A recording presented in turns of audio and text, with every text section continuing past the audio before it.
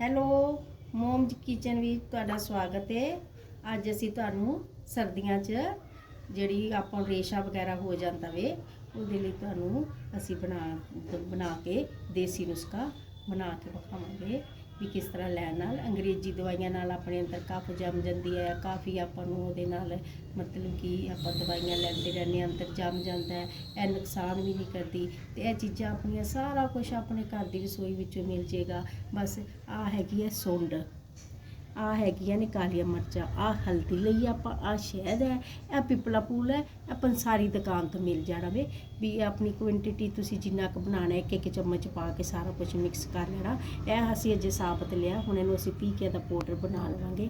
ਫਿਰ ਤੁਹਾਨੂੰ ਦਿਖਾਉਂਦੇ ਹਾਂ ਕਿੰਨੀ ਕਿੰਨੀ ਕੁਆਂਟੀਟੀ ਵਿੱਚ ਅਸੀਂ ਇਹ ਸਭ ਕੁਝ ਪਾ ਕੇ ਤੁਹਾਨੂੰ ਦਿਖਾਉਂਦੇ ਹਾਂ ਪੀ ਕੇ ਹੁਣੇ ਕਿਸ ਤਰ੍ਹਾਂ ਲੈਣਾ ਵੀ। ਅਸੀਂ ਆ ਜਿਹੜਾ ਪਿਪਲਾ ਮੂਲ ਸੀ ਇਹਨੂੰ ਅਸੀਂ ਪੀ ਲਿਆ, ਪੀ ਕੇ ਅਸੀਂ ਇਹਨੂੰ ਛਾਣ ਲਿਆ ਵੇ। ਛਾਣ ਕੇ ਅਸੀਂ 2 ਚਮਚ ਅਸੀਂ ਇਹ ਪਿਪਲਾ ਮੂਲ ਪਾਤਾ ਵੇ। ਆ ਦੇਖੋ 2 ਚਮਚ, ਇਹ ਜ਼ਿਆਦਾ ਰੇਸ਼ਾ ਸਾਫ਼ ਕਰਦਾ ਹੈ ਆਪਣੇ। ਆ 1 ਚਮਚ ਅਸੀਂ ਸੁੰਡ ਲੈ ਲਈ ਹੈ। ਇਹ 1 ਚਮਚ ਅਸੀਂ ਕਾਲੀ ਮਿਰਚ ਲੈ ਲਈ ਹੈ। ਅੱਧਾ ਚਮਚ ਅਸੀਂ ਹਲਦੀ ਲਿੱਤੀ ਹੈ। ਸਾਰਾ ਕੁਝ ਚੀਜ਼ਾਂ ਮਿਕਸ ਕਰਕੇ ਇਹ 'ਚ ਅਸੀਂ 2 ਚਮਚ ਸ਼ਹਿਦ ਪਾ ਲਈਏ।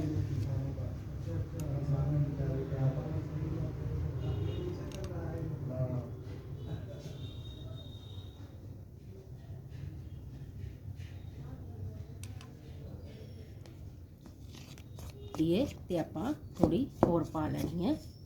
ਪਹਿਲਾਂ 2 ਚਮਚ ਪਾਈ ਆਪਾਂ ਸ਼ਹਿਦ, ਉਹ ਸ਼ਹਿਦ ਦੇ ਵਿੱਚ ਵੇਖੋ ਜੇ ਘੱਟ ਲੱਗ ਰਹੀ ਹੈ ਫਿਰ ਆਪਾਂ 1 ਚਮਚ ਹੋਰ ਪਾ ਲਈਏ। ਇਹ ਸਾਰੇ ਦੇਸੀ ਨੁਸਖੇ ਨੇ, ਆਪਾਂ ਰਸੋਈ ਦੇ ਵਿੱਚੋਂ ਮਿਲ ਜਾਣੇ ਨੇ।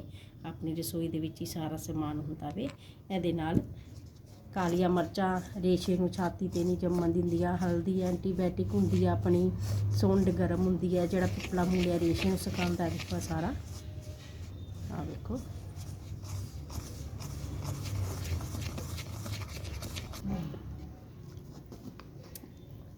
ਅਸੀਂ ਬਣਾ ਕੇ ਨੁਸਖਾ ਜਿਹੜਾ ਤਿਆਰ ਕਰ ਦਿੱਤਾ ਵੇ। ਤੇ ਆਪਾਂ ਗਰਮ ਪਾਣੀ ਨਾਲ, ਕੋਸੇ ਪਾਣੀ ਨਾਲ ਆਪਾਂ ਇੰਨੀ ਕੁ ਲੈ ਲੈਣੀ ਹੈ। 3 ਟਾਈਮ ਲਵੋ, ਰਾਤੀ ਸੌਣ ਲੱਗਿਆ ਲਵੋ, ਉਤੋਂ 1-2 ਘੰਟੇ ਪਾਣੀ ਨਾ ਪੀਓ ਤੇ ਕੋਸਾ ਪਾਣੀ ਨਾਲ ਹੀ ਲੈਣੀ ਹੈ। 3-4 ਵਾਰੀ ਦਿਨ 'ਚ ਲਵੋ, ਕਾਫੀ ਇਹਦੇ ਨਾਲ ਤੁਹਾਨੂੰ ਆਰਾਮ ਆ ਜਾਏਗਾ। ਬਾਕੀ ਜੇ ਜ਼ਿਆਦਾ ਹੈ ਥੋੜੀ ਜ਼ਿਆਦਾ ਲੈ ਲਓ ਕੁਆਂਟੀਟੀ 'ਚ, ਵੈਸੇ ਤਾਂ ਇੰਨੀ ਕੁ ਹੈਗੀ ਹੈ, ਗਰਮ ਹੁੰਦੀ ਹੈ ਜ਼ਿਆਦਾ ਤੇ ਤੁਸੀਂ ਇੰਨੀ ਕੁਆਂਟੀਟੀ ਵਿੱਚ ਤੁਸੀਂ ਲੈ ਸਕਦੇ, ਇੰਨੀ ਮਾਤਰਾ ਵਿੱਚ ਹੀ, ਤੇ ਤੁਹਾਨੂੰ ਬਹੁਤ ਜਲਦੀ ਆਰਾਮ ਮਿਲੇਗਾ।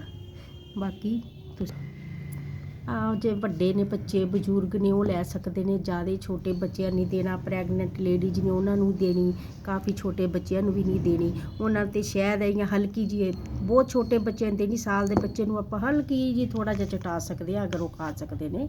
ਸਾਲ ਦੇ ਬੱਚੇ ਨੂੰ ਇਸ ਤਰ੍ਹਾਂ ਲੈ ਕੇ ਉਹਨੂੰ ਹਲਕੀ ਜਿਹੀ ਚਟਾ ਦਿਓ, ਕੋਈ ਨੁਕਸਾਨ ਨਹੀਂ ਕਰੇਗੀ, ਸਭ ਠੀਕ ਠਾਕ ਵਧੀਆ ਹੋਏਗਾ। ਬਾਕੀ ਤੁਸੀਂ ਸਾਡੇ ਮੋਮਜ਼ ਕਿਚਨ ਨਾਲ ਉਹਨੂੰ ਲਾਈਕ ਕਰੋ, ਸ਼ੇਅਰ ਕਰੋ, ਸਬਸਕ੍ਰਾਈਬ ਕਰੋ ਤੇ ਤੁਸੀਂ ਸਾਡੇ ਨਾਲ ਬਣੇ ਰਹੋ। ਥੈਂਕ ਯੂ ਸਾਰਿਆਂ ਨੂੰ, ਸਤਿ ਸ਼੍ਰੀ ਅਕਾਲ ਜੀ।